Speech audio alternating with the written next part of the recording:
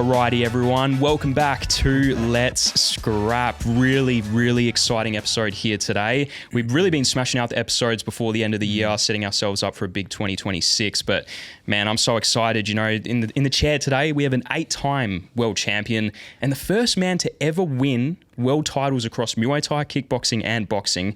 And of course, the founder of Legends Academy. Ladies and gentlemen, Daniel "The Rock" Dawson. Thank you for coming on the show. How are you? Good to, mate. Grand to be here. Awesome. Good to see everyone out there, man. Awesome. I know obviously you've done a lot of interviews, a lot of podcasts, so this is nothing really new to you. And, you know, it's awesome to have someone, you know, of your caliber here on the show. So really looking forward to it. Man, it's enjoyable every time because you're constantly changing and growing through life. So every time you do one, like, you're slightly different and it's always different. So it's cool, man. I'm excited. You have like different perspectives to share. Yeah, 100%. Well, we'll jump straight into it. It's something that I always like to start with my guests here on the show is getting winding the clock back, getting a bit of a background of you. So growing up for you, I understand that you were born in Kalgoorlie. Born in Kalgoorlie, yep. Yeah. So what was that like, kind of growing up there? I was there till I was 4. So I vaguely remember little bits and pieces. Yeah. And then we came down to Perth when I was 4 or 5. And what I remember from Kalgoorlie was just, I don't know, it sounds silly, it might sound funny, but I just remember as a kid, like, there was red dust, like it was red dirt. Like, You remember, like, coming into the bath and there's some reds, like when you're playing out in the yard and you're going out in the front street and then, like, there's always red dirt everywhere, you know? Like, it was like that because I was in Boulder as well, which is sort of like a little country sort of part of Kalgoorlie back then, you know? Yeah. So, I remember the red dirt. that's my fond memory of Kalgoorlie. And I, even back then as a kid, it felt like when I look back, I'm like, it felt like a country town. Like, it felt like a real country, you know? Yeah. Nice. I didn't realize it was, you only kind of stayed there until 4. Like, I was kind of trying to find that. But yeah. So obviously you moved to Perth after that. What was that move like? Obviously, again, you were super young, but you know, you're still in Perth now. So you obviously love it here, I'm guessing. Yeah, it was cool, man. I grew up with mum and when we moved away, that was sort of moving away from dad at that time. So mum and dad had a split and mum moved away and I went with mum. And I remember mum trying so hard, like working, looking after me, taking me to school, come back, working, doing everything she could to try and make ends meet. And going to different, you run out of rentals here and there, and we'd find another suburb. Yeah. I'd have to change schools. Wow. Because, we might move further away. And then sometimes another house, then we're in the same suburb, then so on to move again. Like, fuck, all right, I'm moving schools again. And I was just like, I was young and I was like, okay, cool. Like, I didn't know any different. I was like, all right, cool. Like, we're going to another school. All right, cool. Yeah. All right, we'll go to another school and you were used to try and meet friends and like work it out and figure things out and work out. And I guess it was like lower socioeconomic schools. They weren't the high end schools. So your Armidales, Kelmscotts, Midlands, the Cannington, those sorts of areas back in the early 90s, late 80s, early 90s. So they were sort of rougher schools. Yeah. And the first thing you work out when you go into the schools is, all right, cool. Like, how do I get on the good side with the teachers? Because the teachers back then, man, I don't know the kids watching now, man. Teachers back then when I was at school, when I was like 12, 13, 14, like into primary school, start of high school, teachers would throw a wooden duster at you if you're talking, man. Wow. Like, boom, like around across, like you're coming across the room, you're like, you get hit in the head with a duster, like a wooden duster, man. Jeez. Teachers would yell and scream at you. They'd grab you by the chin, pull you into the side, like sit you in the corner like it was full on. So first thing I do, I get to school like, all right, cool. How do I get on this teacher's good side so I'm not the shit? And then you survey the classroom, see what it's like. You go into the class. What are the kids like? And it was sort of like you already like as soon as you get in, you're starting to analyze when we talk about fighting. You analyze the ring. What am I in for here? Like I was from an early age already in for that. Wow. Like I'm already analyzing what's going on. How do I survive in this environment? What do I do? Who's looks like menacing here? Who's friendly? Oh, cool. I'm going to try and butt out with these people. Or So it was like from an early age, like that sort of thing started, which you don't realize at that time. Yeah, of course. But as a fighter and then a coach, you look back and go, oh yeah, like that's when it actually started. that sort of thing actually started back then, you know? Yeah, that's interesting. Yeah, it's funny. Yeah. Like, obviously, you mentioned like you're analyzing, and obviously that transitions massively into fighting. I want to ask, like, before we actually get into how you got into fighting and that whole journey, were there any other sports that you played growing up that you were super interested in? Yeah, I loved from end of primary school, I loved basketball. Like, I got introduced to it. It must have been like 90, 91, and I think it was on like ABC. We used to watch it back then, the full games, and watching Michael Jordan play, and he's playing against like the Lakers and Magic Johnson and like and the Trailblazers and Clyde Drexler, and these were names like back then, and you're like looking at like the names and the stars, and they're like just the way they move, like so silky smooth and skilled and like athletic. And make them bang, and they jump like, and they're jumping over someone, bang, and just dunking. You're like, wow, so powerful, athletic, exciting, fast-paced sport. I was like, this is sick. Like, this is really cool. Yep. So that was a sport I really grew up, like I really liked. And it just so happened, like, you know, everyone loves AFL as a kid, and I grew up watching basketball, and then I went to Melbourne when I was 10. Yeah, when I was 10, I went to Melbourne. We lived in Melbourne for a couple of years. And I started playing footy, and I actually played with Essendon legend Matty Floyd. Oh, wow. Yeah. Oh, Matthew Lloyd. Sorry, not Matthew Floyd. He's a boxer. Matthew Lloyd, yeah. So, and I grew up not far from him. Used to go over his house and hang out and play and stuff when we were kids, like 10-year-olds. Yeah. And I went to the same school, and I remember like fell in love with footy as well. Like, footy is just fast paced. You bump each other. Like, it's cool. It's a cool sport. It's good fun, you know. So they were two sports, like Aussie rules and basketball, that I just fell in love with, you know, as an early kid, you know. Yeah, I was kind of the same. Like, I loved basketball as well. Yeah, That's kind of was my like kind of first sport that I really like took a really big interest in. And then obviously for you, you know, later on you transitioned into Muay Thai, which was the first martial arts that you obviously went into, and that was at around 15 years old. Yeah, it was 15. I started Taekwondo, like, what was it? Taekwondo I started at, what do you mean, 14? Okay, yeah. Yeah, 14. I remember coming home from school and I got in fights again at the school. I think it was Governor Stirling, Midland back in the day. And what it was like back in the day from my memory, and anyone watching that knows it, maybe they go, yeah, it was like that, Dan. Like, it was like a big square block. Like, you walked in, there's a bit of a thing out the front, an oval and thing, but in the middle was like this huge like area, like you know, seated stuff anywhere for seats and this and that, and benches and all that sort of stuff for lunch and play and that. But it was like a cell block with levels. Yeah. And it was seriously like, it had like bars on the windows, it had bars all around the thing. And I don't know, it wasn't intentionally built like that, but I remember looking back thinking, like, look, it felt like a prison, like a little bit. And it was a rough school, like, I remember going there, and then you had like the different groups, and this is back, like, man, like, you know, talk about, you know, how integrated and inclusive we are as in a society now, which is insanely good. Like, I really like it that everyone works together, because I love teamwork. I'm a big teamwork person.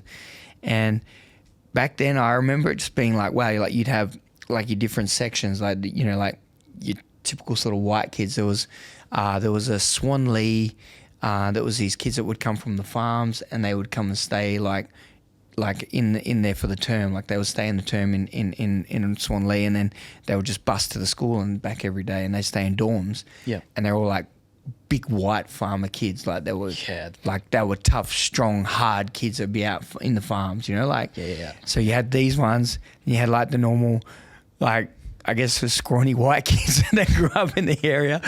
And then you had like the Aboriginal kids that I grew up next to. Half of them ended up being really good friends with half of them, fought most of them.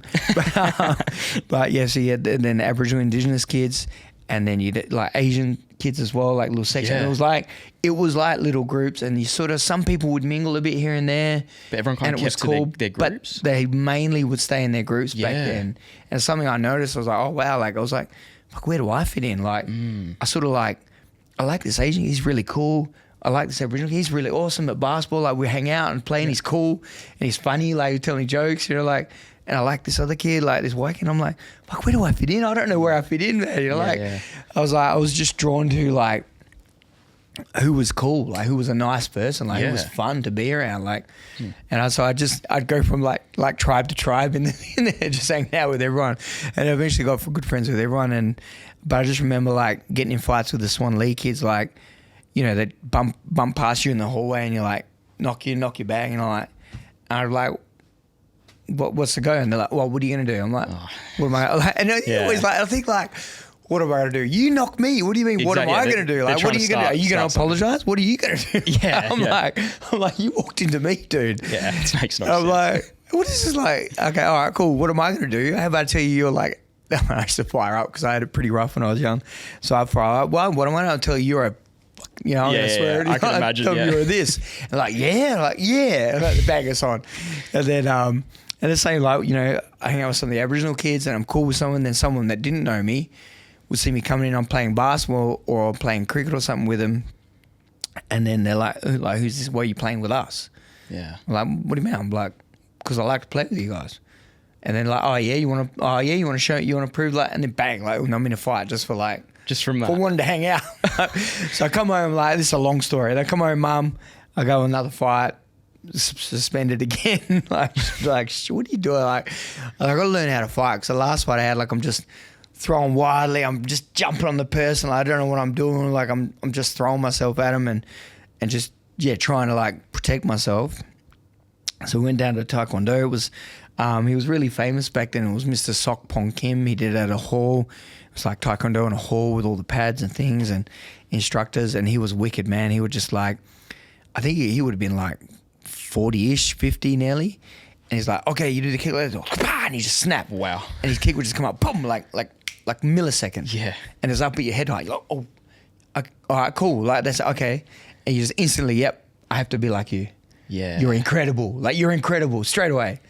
And so just started Taekwondo and went through belts and gradings. And I think I got up to like blue belt, and then moved around a little bit again. And then I was walking past Northbridge one day, and then I walked past the gym, and it was like, and I told the story before, but Pon Marti had Pon's gym in one of the first Muay Thai gyms in WA, and he had there was a show he was doing at Burswood, and he had like 8 Lumpini world champions of different weight classes brought over, and like that was unheard of ever, like probably anywhere in the world at that time, like bringing them out of Thailand to fight somewhere to show off how great Muay Thai is. Yeah. And I would walk past watching them train and hitting the pads and sparring. And I'm like, this is like Bruce Lee movie, better. It's real, like, you know? Yeah. It was like watching a Bruce Lee movie where everyone's fighting everyone. It was like insane, like that good. Sure. So that was my intro, you know, to martial arts. What was it like kind of going from Taekwondo to Muay Thai? Because they're obviously different, but they're similar in some ways. Like Taekwondo is like really snappy, like on the toes. And then like, I feel like Muay Thai, everyone has a different style, but a bit more explosive, I feel like. So do you think like that actually really helped you pick up Muay Thai quicker because you kind of already had a base to work off? That's a really good question. And it's something I tell people a lot about Muay Thai, having spent, we did the other day, I was telling someone I spent like nearly 3 full years of my life before 25 living in Thailand. Yeah, right. So like from 0 to 25, 3 years of that was spent in Thailand. Yeah. Which is insane, like for at that age, you know. And this is the thing, Muay Thai, when you watch Muay Thai, it's not like done like this way, or it's not done like that way, or they're not just great kickers, or not just, depending on where you go in the country or which camp you went to, and this is probably back then, they've all probably evolved a little bit more to be, their baseline's pretty good, but certain camps you go to, they were better kickers than any other camps, or certain camps, they were better clinchers. Some of the camps, their boxing was insane. Like, they boxed as good as like amateur, like Olympic level boxers, and they'd have Olympic level boxers in their camp. And some of the boxers had won gold medals at the Olympics and things like that. Like, that's how good. And so when I looked at Taekwondo, it's very similar. Now, Mr. Kim had a style, and it wasn't like that bouncy sort of, you know how the bounce and turn. Think of Taekwondo, bounce and turn, kick, spinning kick. His was like strong base, really heavy, hard base. It was like side kick, step back kick, back to stance. Yeah, right. And it was really grounded, and it was different. And he was just a bit different, and that's the way he taught Taekwondo. Like, that was his style. Yeah. And we'd go to, like, I remember doing, I think I did, it was at Loftus in Leadville, Loftus Rec Centre. And I was like 14 and I did a couple of state tournaments, like state titles, state championships for Taekwondo. And my first one, I won the first one, I won the second one as well. I think there's about 3 or 4 people in my division. I remember like they're coming out, they're bouncing, switching stance. And you're like, whoa, okay, like, wow, they're moving a lot. Yeah. And it was sort of tricky. And then I throw one kick, bang, and they're like, oh, whoa. And they almost didn't want to come near you. And they're bouncing, but they're bouncing away from you the whole time. Yeah. And so you just go, okay, cool. You just advance and looking at like snap, snap, bang, side kick. Yeah. And the style was just different. And when I went to Muay Thai, it was so cool and so lucky that I had Mr. Kim as a Taekwondo teacher. Okay. And Pon was like, I was like, Pon, I've already fought Taekwondo, I want to fight. He's like, nah, you're a long way off, bro. Like, he's like, you're a long way off. You need to train. But I hassled him anyway, and he got me fighting in a couple of months. But the thing was awesome was that powerful kicking and a strong stance was great for Muay Thai. Yeah. So it translated really well. That style of Taekwondo really translated well. And I had fast kicks, and I could use a bit of like a tap, and then bang into a power kick from Muay Thai. Yeah, a bit of versatility. I love that. Yeah. Obviously, you just mentioned that you went into your first like amateur fight like in a couple months after training. Yeah. You know, that's like very quick, very quick turnaround. Yeah, super quick. Yeah. What was your memory of your first amateur fight? And also, were you still fighting in school when you actually started competing? Because I know like some guys, when they start competing, it actually kind of removes them from street fighting or whatever you want to call it a little bit. Yeah. Did you have that, or were you still kind of getting involved in that? Yeah, so it was... And it's so funny, like, always involved in these fights. And then when we started Taekwondo, like, I don't know, I haven't actually thought of it exactly like you've asked me. And I think of it now and I'm thinking of that time period, like when I was 14, I guess you're still really at that age where you could be fighting a lot in school. Yeah. Like it's a very testing age, 14, 15, 16, like your testosterone's flying around, like... But I remember, like, I was just so focused on training all the time. And I remember, like, at school, just getting through doing everything I needed to do because I just couldn't wait to get to training at night. Like, that was my focus. And I remember having, like, a couple of things where I had a couple of fights. And, I mean, Taekwondo wasn't, like, huge for punching. But, like, if you're in a really grounded stance and you, like, bang, you snap your punch, like, it's still pretty hard. Yeah. You're practicing it. You stand and practice a drill like over and over, like you do that for like 5 minutes, one thing, like just punching for 5 minutes. So you could actually throw it pretty hard when you wanted to.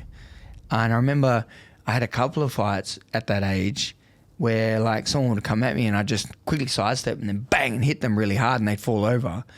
Or I'd move and like side kick and go bang and kick someone and they'd literally go flying off their feet. Yeah.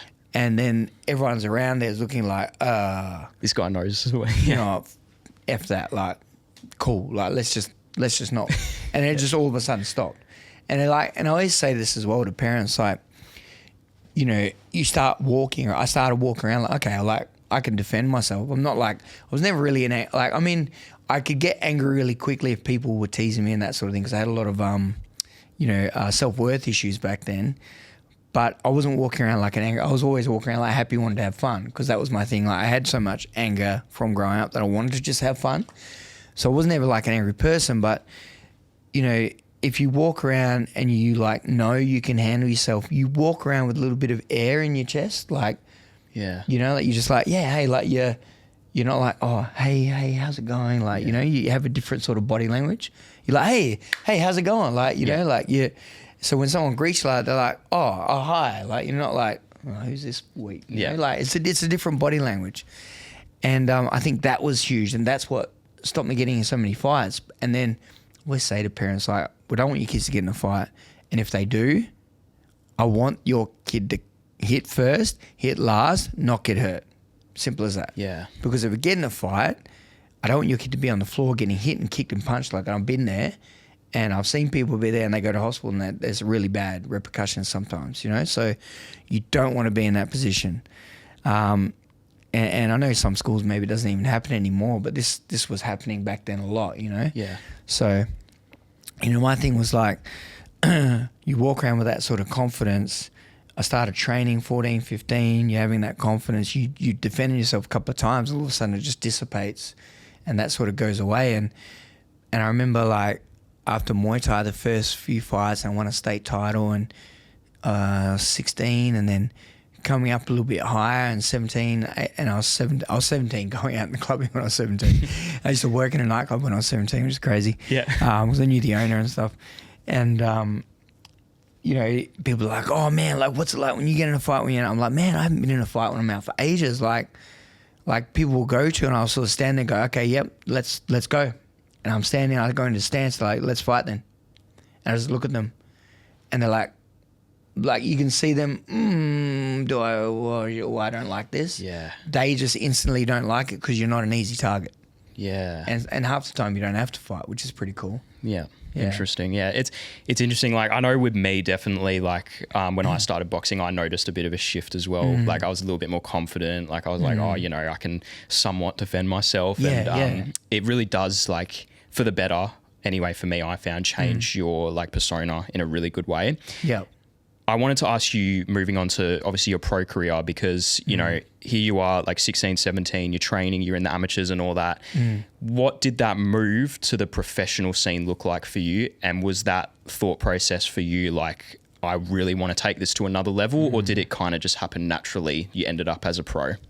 Well, yeah, it was interesting at that age. Yeah, it was around that 15, 16. Yeah, like I said, I sort of got into, I had a few fights, I'd won a state title, I'd started having a few more fights, and you had got to the top of my my weight division. I was sort of the best in the state, and I was still not an adult, but still had fought all the adults and beaten all the adults in my weight in the state, and there was no one really left to sort of challenge me, and I really was getting into basketball as well, and I remember I had this crossroads where I was like, oh, what do I do? You know, like, do I keep pushing the Muay Thai and take it a bit further, or do I go to basketball? I was playing state basketball at that time, and I was doing really well. I remember, I still chat to one of my teammates, Joel. His dad was a coach. I think it was, where were we? Swan City Mustangs, I think we were. And I remember, Joel was actually the point guard, and I was sort of supposed to back him up, but I would play so hard that the coach would just keep putting me in all the time, so it would end up being me and Joel on a lot, which was really cool. And then, yeah, I was like, oh, like I'm short, I'm not really tall, like, but I'm athletic and I could move really quick and play really hard, and I thought, maybe I could make like, you know, like an NBL level one day, you know, maybe, like, who knows, you know, maybe, like, you got a dream, right? Yeah, of course. And I had that thing, okay, do I want to follow basketball? And Australia's pretty good, like, pathways in basketball. I was like, if I follow the Muay Thai, like, I've got to, like, you know, like, I was watching back then on Fox Sports, they had these huge stars on, like, over in Melbourne was really big for kickboxing. It was huge, right? And they'd have, like, world champions fighting. And then Pon would tell me about Thailand and show me VHS videotapes of, like, the Lumpini champions, and he'd bring sometimes on his shows, he'd bring a world champion out, and you watch them fight, and you're like, oh my gosh, they're so good. Yeah. Like the level, the way they move, and bang, like how attuned they are to their movement and how skilled. And I was like, man, this is such a tough choice. Like, I didn't know what to do. And then I was like, Pon said, oh, go to Thailand, spend some time in Thailand. So as a 15-year-old, I went over to Thailand, out in a country gym, like, and like I was the only white guy that had been there, I think, ever, like, at that gym. And it was a gym where Sanapanoi was from, who was a Thai fighter that was here, that Pon had brought over. It was training in the gym, and he was training with me, my training partner. So I went over there, and I remember the first time walking down, I had my bag, and like getting out of the taxi, and some kids on their bike, like riding, just looking at me like, this white person there, and they're riding, and they fell off their bike, like, because they were looking at me. I was like, oh, this is funny. I was like, and it felt like it did feel like a Bruce Lee movie or a Karate Kid movie or something like that. It felt like that. It felt like, you know, and you come to the gym, you just got a mattress on the floor, and you got like a little cotton like dresser, like, and that's just got you a little couple of drawers, a couple of shelves, and a hanger, and that's that's it. That's what you got. Yeah. Just a mattress on the floor, little hanger for your stuff, your clothes. Yeah, and you're just living there with 4 or 5 other boys in the room, and you just all share a couple of rooms, and all the fighters just stay there. And you stay in a room with someone that's had like, when I was 15, someone that might be like 9 and they've had 30 fights already. Oh my They're gosh. 9 years old or so. And there's another one that was 23 and he's had 160 fights or something. So these are your roommates. It was crazy. So then I got there and trained, and it was it was hard. I remember missing home, missing how easy life was, because you had to get up and run every day, like so many Ks, and you come back and you train, you're sore and everything would hurt, you get thrown around, you get belted, you go to bed and your whole body's aching, and you got to get up and go do it again, then get up and do it again. Man. And the food, I was like, there's no sandwiches and there's no buns, it's just rice, chicken veggies, rice, beef veggies, rice, this, it's all and everything was spicy. And I was like, fuck, there's peppers and shit. And I was like, this is really hard. And then at the end of 3 months, I remember I didn't want to go home. I was like, fuck, this is so cool. I was like, I went into it and lived into the lifestyle and felt like I became a part of that lifestyle, that Thai culture. And we trained, and I got over that soreness a bit, after a couple of months. And by the time I went to go, you're training and you're hanging out and you're going to the shop together, playing the guitar, and I'm singing, trying to half sing Thai songs with the other guys, and you're just playing games, playing soccer out the back with everyone, and it was really, really peaceful, really easy going. There's no computers, no phones, no one's watching TVs, it was just crazy, a non-digital world. Yeah. So you feel like a kid just playing all the day long. You see so many Australians now. It's very popular to go to Thailand and train, and it's just funny because you telling me that you were the only white guy there is oh man, it's I find that insane. It's just interesting because I know a lot of people that I've trained with that have done it or are planning to do it, and it seems like a really cool experience, and the fact that you got to experience that when it wasn't really a popular thing when it wasn't, it's even more interesting. Now I wanted to ask you about this. I don't know how accurate this is, but when I was researching you, it said that your first recorded professional Muay Thai bout was against Wayne Parr. I don't really know if that's completely accurate. Might have been one of the first recorded ones. So the Wayne Parr fight in Gold Coast. Geez, that would have been my. It said it was in 1999. So it would have been 99, but I started in 94. Okay, yeah, right. So, it would have been. Well, it would have been my 20-something. Yeah, fight, right. I think, yeah. Yeah, I had a feeling. Well, it's sort of recorded, but so there was heaps of fights I had in WA before that, and then state titles and building up, and then fights in Thailand. I had probably 5 or 6 fights before that, maybe, and then I had come back and I fought on some bigger shows, and I remember there was a run where I had 3 really close fights against top guys, but 3 losses in a row, and it was 99. It was 99. So I came back and I took I fought Cenk Behik, who was a Australian champion kickboxer, really good fighter, just good puncher, good kicker, hard worker, super good engine. And I think it was 8 2-minute rounds. So it was very different from what I'd been training and doing. But I was like, you don't want to take this fight, build up, fight some big names. He's in the International Kickboxing magazine back then. It was a huge thing. Yeah. He's famous, I was like, I want to fight him. I want to, become as good as these guys. And I went the distance. It was back and forth. I remember finishing a bit stronger, and I had hurt him in the last couple of rounds, and he won on points. So I thought, if that was Thai style, I won the end of the fight. I thought normally Thai style, they really just judge from the middle round on. And I was like, I showed I was better than him. How come I didn't win? And my coach was like, oh, look, it's different. They score round by round here. It's not Thai style. Yeah. So you lost probably 5 to 6 of the 8 rounds, and that's why you lost. I was like, all right, cool. and then we come back. I was getting ready to train, and one of my training partners got sick, and he couldn't fight on a huge show in a Tarek Solek show against a UK guy, Chris Allen, who was I think he was the British champion, and I was like, cool, week and a half notice, like, yeah, let's jump in, take it. I'm fit, I'm strong, I'm training, cool. And they fought him, and I thought, like, I started off a bit wary because he was really strong, and he was like an adult, like a strong adult.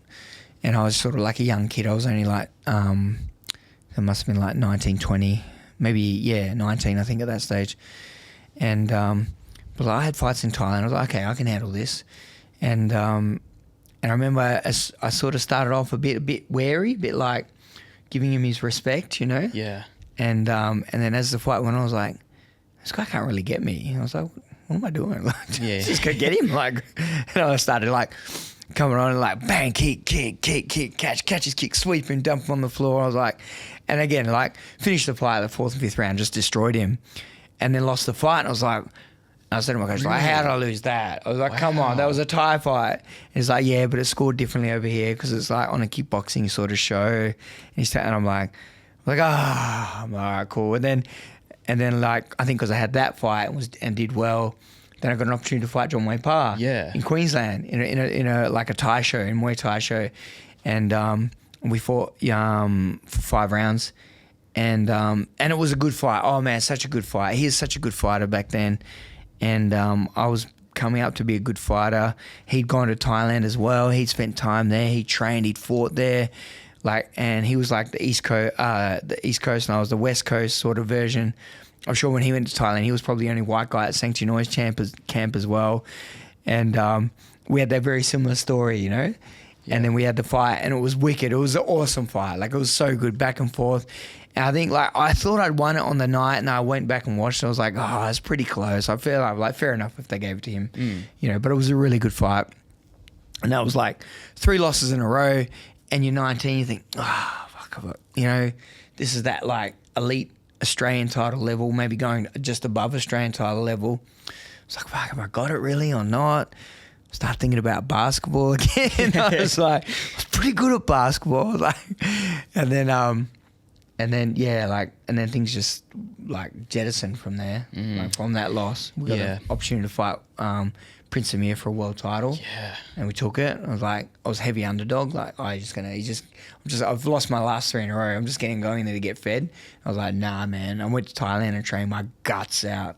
Yeah, and we destroyed him. It was so cool. Man. It was so cool. We knew what was going to happen, and we did it. That's so good. Yeah, I find it so interesting, like, fighters when early on in their career they kind of go through some losses. Like, there's so many guys I've interviewed that, and they've ended up going on having amazing careers that actually started off with a few losses. Like, you look at JDM, his first pro fights that he started 0-2. Like, Quillen lost his first ever pro fight. There's so many guys. Like, the list goes on, and for me, like, the way I look at it, it's like it either makes or breaks you. Yeah. And clearly you chose to keep going, and thank God you did. Just back on Wayne Parr, like, it's almost like this really big rivalry brewed between you two. And I think you fought 3 times, and I've watched like the clips on YouTube, and man, it was just like a true, like, it was just so good, like, watching that. Yeah. Aussie and like, battle. Yeah. Like, I just wanted to ask you, what that relationship, I guess, looked like, because obviously you're there, you're fighting each other, like, you're punching each other in the face, but was there like kind of like a mutual respect, or was it just like, nah, I just want to beat you, like, in the ring? Like, what did that sort of look like, I guess? It was funny. I think he won the first one, and we hadn't really talked much or anything, and after that I remember we talked and we were respectful after, and so all right, cool. And then after that there was this Super 8 tournaments that Kelly Seif put on in Melbourne. And it was just back in the day, like, and it was an 8-man tournament, and it was the first time they'd done an 8-man tournament like that. And they got all of us, like, Australian champion, world champion, Australian champion, New Zealand champion. Like, he just grabbed all of these, whoever was the best fighters he knew of, he just grabbed them all around the Australasia end. And I think Sam Solomon was in there, who was a world champion. Yep. And we ended up fighting. And I remember at the weigh-in. Yeah, I remember at the weigh-in, and I came in, And I'd been training in Thailand. I'd come back and I was training in Melbourne, and my hands were getting a bit better. My Thai style was getting a lot better. I'd sort of had a bit more kickboxing experience now, and I sort of like, okay, cool. I sort of understand how to high volume in the early rounds. And it was only, I think it was three round matches at the start. And I think the last one was 5 rounds. And I remember coming to the weigh-in, and I met Shane Chopper Chapman, and he always says this to me after, and he always says, like, you know, he said it before on podcasts, and he's messaged me and he said, like, thank you, like, he goes, you're the only one. He goes, no, I didn't know anyone. He goes, he comes over there, I didn't know anyone. I was New Zealand champ. He'd fought in Thailand as well. He was a really good fighter. And he goes, you come up to me at the weigh-in and you saw me standing by myself, and you come over and said, hey, how you doing? What's your name? Because I saw him there and I was like, oh yeah, he's fighting. I was like, and I saw him, he was just standing there by himself and no one was around him. I was like, well, I'm going to go say hello to him. Like, just quite a guy I am. It was so funny, you know, like, I think back on that, I was like, fuck, it's so cool. Like, it's so cool of me, but so quirky as well, you know, like, I go, hey man, you're Shane, eh? You're from New Zealand, you're a champ over there, eh? I was like, well done, man. Good on you, man. Like, and he's like, oh, fuck, thanks, bro. Like, you're Daniel, eh? And we'd have this conversation. We're like best mates after. Like, it was so funny. And I remember Wayne Park that way, and he was like, well, like, I beat you last time, I'm going to beat you again. I was like, oh, yeah. And I was like, okay. And then that instant, like, you know, that fire in me came back. Okay, cool, man. You know, like the little kid that used to fight with everyone when they said, like, what's your problem? You know, Yeah. I was like, okay, say, cool, all right? Yeah, I got a problem. I've got lots of problems. How many do you want? Like, and then I remember getting in the fight, and I was like, cool, I'm going to get him this one. I'm going to get payback, revenge from the last fight. Started the fight, started out real sharp, bang, caught him. And I remember he did something, I swept him, bang, and he fell on the floor. And I was like, cool, man, I'm going to demolish him this one. And he did something, and I moved to the side, and he caught me with a right hand. And man, he can punch hard, bro. Back then, Wayne Parr, and up until this day, he had this straight punches. He used to rush people and bang, bang, bang, bang, bang. Like, he'd throw 3, 4, 7 straight punches. Like, and he was just so strong and big. And I remember that was upper weight division too. It was 72.5 kilos for that tournament. And I was always fighting at 69, 70. So it was a decent sort of hike to go up against these top tier athletes. Yeah, for sure. And I remember he hit me, man, bang, and my eye just popped, and like it hurt. And I remember it hurt so much, and I was trying to open, and I couldn't see. And I was like, fuck, and he saw he got me, and he's coming after me, and I'm trying to fight him, and I can't really see. And I'll go back to the corner, and I was like closing my eye, and I opened it. It was like bing, bing, bing, like 3. I was like 3 of my coach's head, and I was like, and they're like, so going around in a circle. I'm like, I was like, what the? I like closed one eye. I was like, I can see him. And I was like, close it, look at the glove, and I opened it. I was like, bang, I see 3. I was like, oh man, and I started to feel sick. Jeez. And I was like, and I didn't realize afterwards I got motion sickness because like, you know, so I'd what's it called? Yeah, like on the eyeball. So I'd squashed the eyeball and like it's not like a bruise or something. I can't remember the exact term, but like so bruised the eyeball. Yeah. The eyeball. Yeah. Or contusion on the eyeball. Yeah. Jeez. So, and I remember going back out. I couldn't fucking see. I was like, oh Jesus. And I remember just like trying to squint and fight John Wayne Parr like with one eye. And I was like, it was pretty even, with just back and forth. And I remember like, and he kept coming at me, and I was like, block. And I was like, all right. When he comes at me, I just got to time him and throw a fucking vicious head kick. And my left kick was wicked. I could just like lift my left kick up and go bang, like so fast because of Taekwondo days. And then you had a bit of Muay Thai, whip through it. Fuck, it was powerful. I remember the Thais used to say to me like, they didn't like getting kicked by me. And I was like, oh, wow, that's the best compliment ever. And I was like, and he come in, he rushed me. I was like, bang, head kick, boom, and down he went, 8 count. And I was like, yes. Come back to the corner. I was like, yes, we got to win this. And the round's over. And coach was like, yes, well done. And they called it a draw. I was like, oh, you're going to be kidding me. I was like, come on. I'm going to do one more like this. I can't even see, man. I was like, come on, man. Yeah. And then coach was like, go do it. You did this with one eyeball. You knocked him down, go and win the round. I was like, yeah, you're right. Let's do it. Man, I just cleared my head, went, yep, cool. Yeah. If I did this, I can do that. And then that's the mindset. And went out and won that round. Wow. After like the final fight you had with Wayne Parr, like what did the conversation look like? Was it like, did you know that was going to be like your last time fighting each other? I guess you never know for sure, but was it like, hey man, like it's been good, like this rivalry's been sick, like respect, like what did that look like? Well, that's me. And then going back to what you said, like after the fight with him, he was really sour, and that obviously he lost. He thought he'd won, even though I ended up winning that last round. And I think that, like, I don't know why he was sour about it, because he already won the first fight.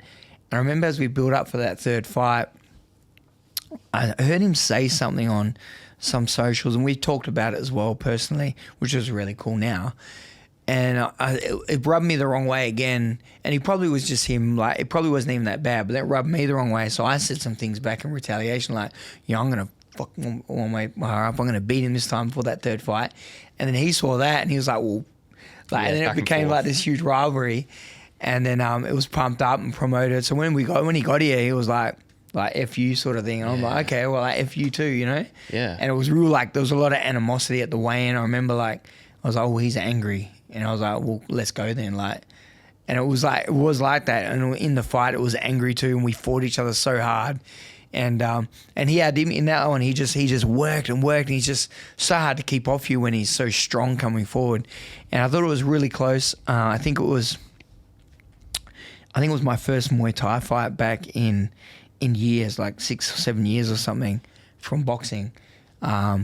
So it was like, or something like that. Like I'd doing heaps of boxing and came back. So it was a really big challenge to come back to for my first fight. There's no warm-up fight, no tune-up fight. And he beat me. And I remember, I was sour because he beat me. I was sour because it was aggressive. It wasn't like, there wasn't that good respect there. You know what I mean? It didn't feel like good respect. And it was funny after that, and all time had passed, and I'd sort of slowed down, and he'd retired and he'd slowed down, and we took a team over to fight over on Gold Coast, and I ended up I messaged him and said, hey man, can I come and train at the gym? He's like, yeah, cool, yeah. And we'd be chatting a little bit back and forth, and went into the gym, and as soon as we saw each other, we just hugged, and we just sort of like, you know what, it's gone, like that beef's gone. I respect you. And then all of a sudden we realized how much we actually meant to each other. Like we wouldn't have been that beef and that rivalry probably made us rise higher than we wanted to grow. Yeah. You know? So it was actually like a really cool thing. It ended up being like a really big, respectful thing.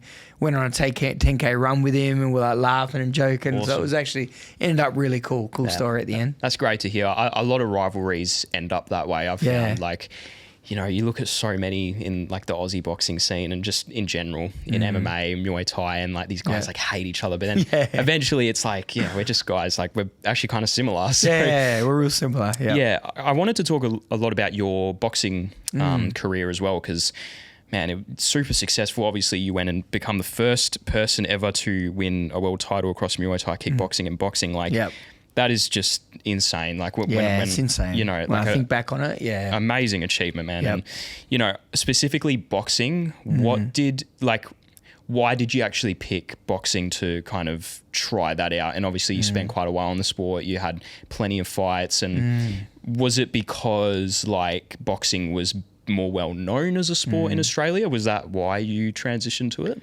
Well, it's a good question. Like, and I think it was around 25 and 2003, 2004 maybe. And I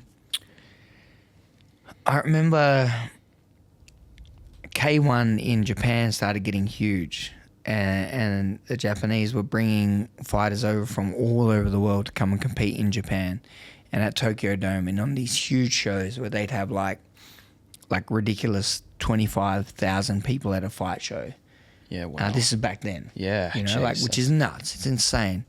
For kickboxing, for a kickboxing that is, fight show. That's big numbers. It's insane. And a Tokyo Dome is, if anyone's been there, like it's a huge stadium. Like it is really big, and to have that place packed out, and it looks like a tiny little square that you fight in when it's all packed out. And the whole place is just cheering and chanting for like these fighters in the ring. It's an insane energy in that building too. Yeah. In Japan as well, it was like really good warrior energy and spirit there too.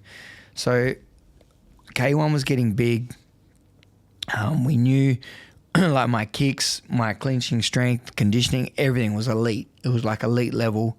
And I had the opportunity to train with Albert Kraus in Thailand. He came to our gym in Thailand to train up for his fight for the K1 tournament. I think it was like it was K1 Max, and that was like the 70 kilo weight division.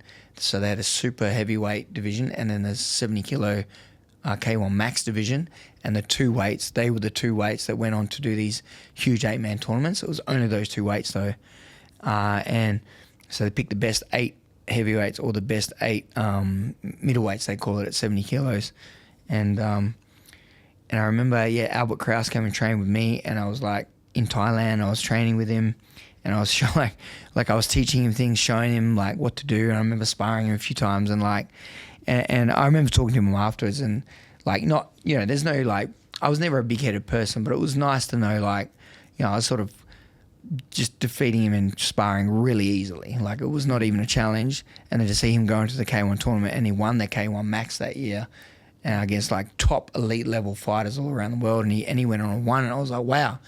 And we talked to my coach. I was like, man, like obviously I could do that really easy. And he said, yeah, let's try it. Let's get your hands better for that. Let's go to boxing and have some actual boxing fights, and work with a coach here in Perth and build up your boxing. And so that was the main goal. The main goal was to get my boxing good for K1, so that I could go and live out this K1 Max career sort of for the next 4 or 5 years, because I'd already achieved 6 world titles in Muay Thai, or 3 in kickboxing, 3 in Muay Thai. I was like, fuck, let's go to K1 Max now, let's really go for it. And then I started boxing and got really good at boxing and won my first few fights, and it was just knockout, and everyone was talking about in the boxing, and I was starting to really enjoy the challenge. And then, and then it got to the point where the boxing coach was like, hey, I want you to stay in boxing. There's a good opportunity for you to get Australian title and like really move up in the rankings. And so the money in K1 Max was pretty good. Like it might have been back then like $15,000, $20,000 a fight. Yeah, right. Which was pretty good back then. Yeah. That was like 2005, 20 years ago. And then like if you win a K1 Max, it was like $500,000 or something, you win, which is pretty cool. And then he was telling you like, look, you get to a world title in boxing, it can be like $1 million. Yeah. You win a world title, you defend it, you might get $2 million. I'm like, wow. Like that's setting your whole life up. Like that's your whole life. From a fighter from where I came from, that's like for sure insane to hear that you could actually potentially do that. So I was like, let's follow this boxing route. And that was the one reason. The second reason was my hip was starting to get really sore, and I didn't realize back then, but it was just I had like my hips are born a bit genetically defaulted, where the ball doesn't sit in the socket properly, sits just out, so it moves around way too much. Okay. It's like 1 in 6 people have it. Wow. And because it moves around so much, all the tendons and muscles get really strong, which I used to be able to like dunk in basketball, which is ridiculous for my height. And my kicks were so hard, and I could jump really high. Like, wow. So you have really good power, but the bad part over time, wear and tear, like all the cartilage just disappears. Yeah, because it's moving so much. So I didn't realize at the time, but it was really like all that was starting to wear down. So I was like, what? It's going to be nice to not kick for a while. I'm going to do the boxing, get this opportunity to go for bigger money, go to America, like live out a bit of a fantasy, like, with this. And like, so that was how I got to that point. Yeah, right, man. That's just, you said you could dunk in basketball? Yeah, man. Yeah. Oh my God, that's like, crazy. Yeah, and even like one hand and then like just with 2 hands, like just get over and dunk. Wow. It was insane. We used to bet people like, people that come and like I'd pretend like I couldn't jump, and then we'd like bet them like $20 or $30 or whatever, but you could, you can't dunk. And I was like, yeah, I can do it. Like I really want to try it. Like, and I'd go and do it, and they'd probably be like, oh, this is like hustle. Yeah. It was like cool. It was really cool. Yeah, and with the boxing, something that it didn't end up happening, but I wanted to ask you how close this might have ended up happening, if you could share it, is a potential fight with Anthony Mundine. I understand that. Man. Like, when I think of Aussie boxing, like the Mundine, Danny Green rivalry, it was massive. And to see that you could have potentially had that opportunity to fight, Anthony Mundine, I think that would have been awesome. How close was that to actually happening? It was so close. And I think like, this is where boxing is a little different to Muay Thai, where Muay Thai may be starting to become like that. And the UFC is similar issues that it's a business, not so much just a sport. Yeah. So it's a business. And I realized, like, my following, I'd done really well, obviously. And like in boxing, I'd come up to a really good point, like an Australian, elite level Australian boxer, one of the best in Australia. I was the best Australian boxer in my weight. And I remember Mundine came down to 70 kilos to light middleweight. I was super welterweight. And I was like, okay, cool. Like, I'm going to get to fight him now. And we put the challenge through and they just bypassed it. Now we're fighting someone else for a world title. I was like, okay, so I get it. Like, you know what I mean? Like, I wasn't at world title elite level. But I was like, why does he get to fight someone in a world title level when he hasn't even beaten me yet at this level, at this weight? Like, he hasn't even proved he's the best. But it wasn't about proving you're the best. It's about, you've got money behind you. You've got this going. This is where you're heading. And this is what you built yourself up to as a business compared to what I'd built myself up to as a business. Was nowhere near in comparison to what Mundine had. Yeah. And I realize that now, which is cool. And it was so close. We were so close to getting it done. They were maybe going to do it as a tune-up. But I remember going back and sparring Mundine in Melbourne, getting ready for one of my fights. And I remember, like, he was outdoing me with a jab. Great movement. I was like, cool, damn it. He's a couple of rounds, he's sort of outpointing me. And I'm like, all right, I'm just going to sort of like bait him in rather than chase after him and let him jab me around. And I did this with Trout as well in that fight. I'm going to sort of step into him but bait him in a little bit and bring him into me. And as soon as I did that, I popped him with the right hand. I'm sure I nearly knocked him out in sparring. And he will, like he still continued sparring. Like, he was fine, but I wobbled him pretty badly. And I think a little bit of that and, like, what's it worth? Is it worth fighting Daniel for the chance that he may get me and he may beat me or should I just go and fight someone that's already a big name and it looks better on paper? Yeah. So I think that's why it didn't happen. Yeah. Fair enough. Yeah, it would have been really cool. Like, I was would have been amazing. Yeah, like I was quite young at the time, but like my dad like always tells me about it and how good like that, the Anthony Mundine like rivalry was. Yeah, it's really cool. And I just wanted to ask you about Legends Academy, but just before we go on to that, just briefly, one championship, of course, you had a couple fights on there and man, like as an old man. Well, that's why I wanted to ask you about it. 42-year-old, Jesus. Yeah, like crazy. One championship has grown like quite a bit. Like I'm definitely quite interested in it. Compared to the UFC, it's like a little bit unique in terms of like they have a bit of everything. Unique. So how did you have, like, what was your experience like on that and what was the level of fighting compared to other, obviously you were a bit older, but what was that like? Insane. Like, it's cool. And it reminded me of K1. As soon as I went back to one championship, I was like, wow, this is like K1.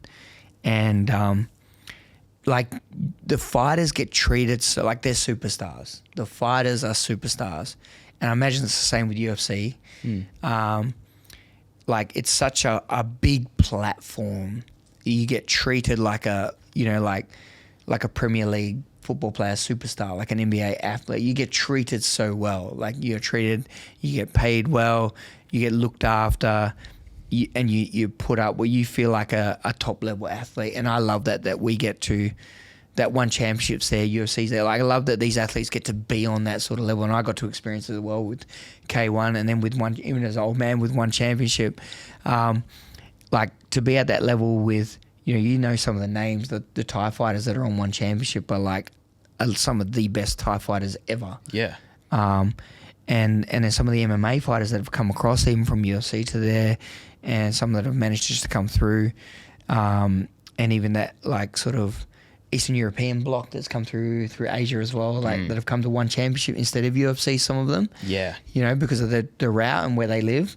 Yeah, it's kind of cool to see that as well. And some of them are really good wrestlers and really good MMA fighters as well. For sure. Like, I wonder if there'd be like one day like the UFC champ versus the one championship champ. Could you imagine? That'd be so good. That level of that would be insane. But that's me. Like, at that level, it was just I'm really humbled and grateful to have been a part of that. A competition so big, and it's just special to be on there. Like, man, you walk in the stadium and there's TV screens bigger than mansions. Like, it's just incredible. Wow. Like, the runways, the ring, the lighting, the setup, the audio visual. It's insane to see yourself up on like this screen that's you know, like, I don't know how many meters high. Like, it's just an insane feeling to be on a show like that, you know? Yeah. Of that capacity, yeah. Yeah, that's awesome, man. Now, asking about Legends Academy, you know, when did you actually start Legends Academy? Like, what year was it? 2020. Started 2020. Wow, right before COVID. Yeah, I thought it was. And, you know, the reason I find that so interesting. Picked a great year. Oh, yeah, geez. A lot of businesses in that time suffered, yeah. I just find it so interesting, though, because, like, when I look at Legends Academy and the reputation it has, like, it hasn't actually been open for that long compared to a lot of other gyms. And you would think it has just by, like, looking at the success it's had. And I've actually done one session there a while ago. You were actually away, so I didn't meet you at that time. But I did like a boxing class, and it was great, man. Like it was awesome. A great atmosphere at the gym, and like, what was that like starting that business, and what was the fulfillment you got out of teaching the knowledge you had onto other fighters? Yeah, it was awesome, man. It was such a journey, and I think any business owner will say this. It was, it was and is such a journey, because you have an intention when you start. And when I started, I was like, yes, like, I'm going to teach everyone how to do everything I've done. Like the Muay Thai, the boxing, you know, like I'm going to teach them like how amazing these sports are, get them to do it, get them to love this sport like I do, and teach them this sport in a great way. And you start off with that, and I want to have fighters, and I want to have them doing this and doing that. And then all of a sudden, like, the business comes along and it grows and grows, and you're like, wow. It's like the business itself isn't just a fight gym. Well, it wasn't for me, because I realized, like my thing, I grew up idolizing Bruce Lee, and I remember one thing struck with me. Like, he's like, you know, I'm willing to teach anyone that's willing to learn. And it's a really powerful statement, because it weeds out anyone and everyone from anything, really.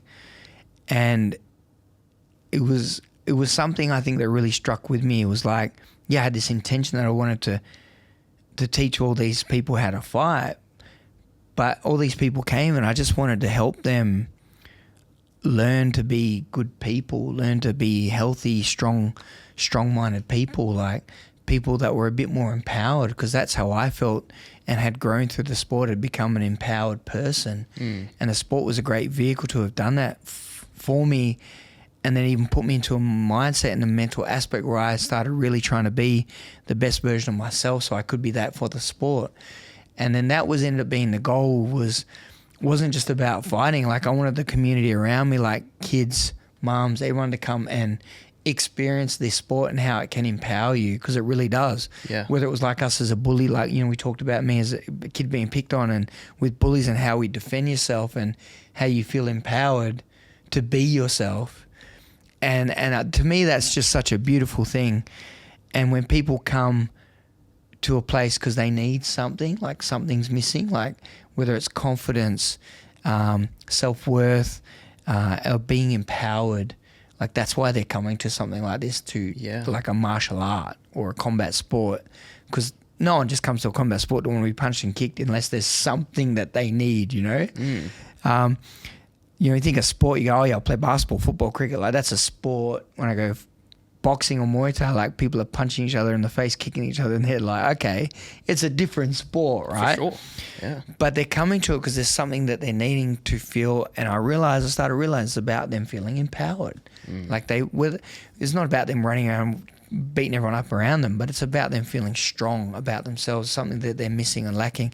And that's when it started, like the gym evolved from having fighters and that to then being a huge family community gym that has fighters as well. Yeah. And when I really tapped into that, which I've done over the last year and a half, really big time, was tapping into our culture, that we are a community, that we're a really diverse range of people, really inclusive, and that the staff that I have embody everything that I care about, that I really want to see happen. And that they are great people doing this work with me. And I'm like, man, now we've got this team that have that same vision that I had from the start, and we're all on the same page with it. And even today we had like this huge beach session at City Beach, and we had Muay Thai people, boxing people. We had kids from kids boxing. We had kids from Muay Thai coming in. We had like ladies from the ladies classes coming in, and they're all in there training together, like with the gloves on, changing partners. Ladies working with kids, adults working with ladies working with men, like Muay Thai with boxers. Okay, we're not kicking this round. All right, cool, don't kick me. Like they're laughing and like, and they're able to like, they're doing a fitness thing, but there's throwing punches. We're doing stuff. We're actually like punching and kicking with each other, and they're able to do it, and everyone's laughing and smiling. I'm like, this is it. Yeah. Like this is what I wanted to create, and I got a great team that loved that as well. And shout out to like, you know, Jason, Sharky, you know, Sally, Maya, like all the crew. My wife Sam has been a great part of it as well, and all of our we've got some amazing assistants that have come through our program with us, and that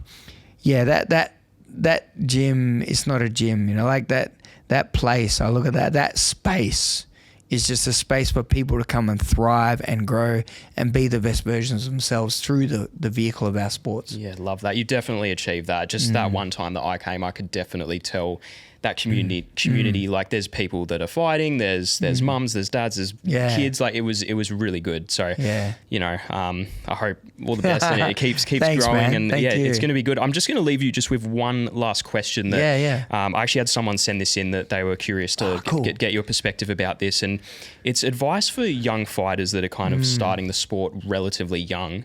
In your opinion, what do you think is the most important thing for them to succeed in the sport? Is it the discipline? Is it staying consistent? Is it, you know, working hard every single day? Or would you recommend maybe having a balance with not training too hard at a young age, but make sure you're enjoying it? What would you kind of tell a young fighter maybe coming into your gym that has that mindset? Such a good question. Like, you know, it's what, you know, we tell our guys as well at the moment, all of our fighters and our juniors and everything. Like when we look at the sport, you look at any sport, you look at the technical components, and there's your skills, you know, your tactics, there's your physicality, and there's your mindset. So there's these different areas of a fighter. You're not just a fighter, you know, there's different areas of you. And the more we know about sport, competition, the more we break it down, the more we understand, we get aware of all these things, the better we can nurture and grow in these areas and progress. Now, look, being disciplined is incredible. Being disciplined means you will be consistent. If you're disciplined, you're going to be consistent. Simple as that. Like that is nothing, no amount of talent in the world will beat that. Like as simple as that. And when you meet someone that's disciplined and consistent and has a bit of creativity and talent, like that's the whole package. And we get a few of them like Quillen and some of these guys, you know, JDM, like that have gone on from Perth, you know, like to do like amazing things around the world. And you know, like I always say to them, what is the most important thing? And it's always talked about with the juniors, and you said it just before, it was a really good one, is like whether it's balance or just looking after yourself. I feel like the most important thing is your mental health and your physical health. Now, if you really work on those two components in an honest and raw way, like really, like to be the best you can be, you have to be brutally honest with yourself when you're lying to yourself, when you're trying to get out of things, when you're not being, you know, if you're not being consistent, if you're not being authentic to who you want to be, like that's part of that mental thing, like where I have to say like what you want, your actions, your intentions, your internal dialogue has to be correlated and aligned in the same line with what you want. Otherwise you won't get there. If it's aligned with something else, like you're going somewhere else. Yeah. And it's as simple as that. You can want this as much as you want, but if your internal dialogue and then your actions from that internal dialogue are not aligned with what you want, you won't get there. Yeah. And that's why I think you can train as much as you want. You can train every single day. You can be physically like the best athlete in the world. But if your mindset and your internal dialogue is not where it needs to be, you won't get there, and you won't achieve, and you won't beat someone else that is there. Yeah. And they may not even be a good athlete as you, But if internally their mindset is stronger and they are a half decent athlete, they'll beat you. Yeah, wow. And I always look, some of the fighters I've been around the world, I've been with some killers. And in Thailand, man, there was some people that have had like hundreds of fights and are still young and conditioned. And you're like, okay, what did it take to be like that? Yeah. It's this. It's not just the body. It's sure. this. It's this one.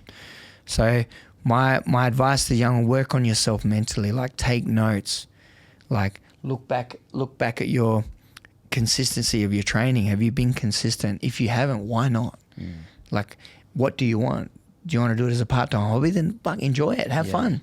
And go out on the weekends and do whatever. And enjoy, like, really enjoy it. Have fun with it. You want to take it seriously and get something out of it, then take that next step.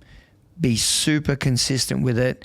If you're not at training, you're looking after yourself in another way. Yeah. What's your nutrition like? Are you eating to feel healthy and strong and vital? Like, your vitality, is it strong? Are you doing all the right things? Are you resting? Are you going out till 3 a.m? Or are you going out till 10, 11, then going home and resting when you need to? Yeah. Like, are you doing all the right things? Realistically, like 9:30, 10 p.m, after 8 o'clock, no phones, no TV, no things. You should just be resting, meditating, reading, studying how I can be better. Yeah. Journaling, doing your notes.